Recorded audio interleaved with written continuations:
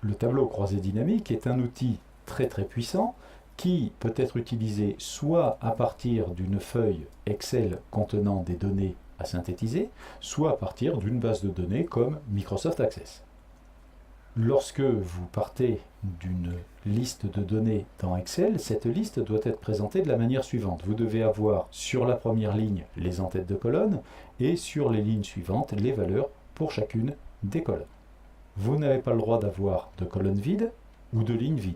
Une fois que vous êtes en possession de cette liste, vous avez le souhait de synthétiser ces informations de manière à avoir un petit tableau sous les yeux. Petit tableau vous mettant en évidence ce qui va de ce qui ne va pas. Par exemple, ici, j'ai plusieurs périodiques vendus dans différentes régions à différentes dates. Je souhaiterais savoir, pour une ville donnée, quelle est la quantité que j'ai vendue de chacun de ces périodiques. Ou bien je souhaiterais savoir pour plusieurs mois, mois par mois, ce que j'ai fait comme vente pour chacun de mes périodiques, etc., etc. Le tableau croisé dynamique va vous permettre de réaliser tout cela sans écrire une seule formule. Jusqu'aux dernières versions d'Excel, on avait l'habitude de fabriquer les tableaux croisés dynamiques soit à partir d'une feuille Excel, telle que celle que je vous ai présentée précédemment, mais aussi à partir d'une base de données Access, si tant est que l'on ait accès à une base de données Access.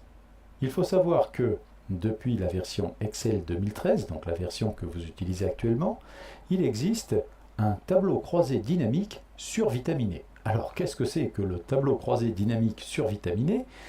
C'est un tableau croisé dynamique qui ne va plus se faire directement à partir des données, mais qui va se faire par rapport à un outil baptisé Power Pivot.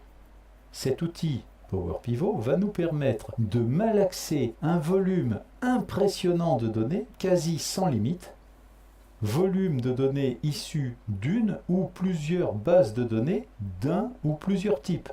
Je peux trouver mes informations dans Access, comme dans les versions précédentes. Je peux trouver mes informations dans SQL Server, dans SharePoint, dans Oracle, dans Teradata, dans Sybase, dans Informix, etc., etc. J'ai la possibilité aussi, plus modestement, de trouver mes informations dans plusieurs feuilles de calcul Excel. Jusqu'à présent, jusqu'à la dernière version, c'est-à-dire Excel 2010, on ne pouvait faire un tableau croisé dynamique qu'à partir d'une seule et unique source de données.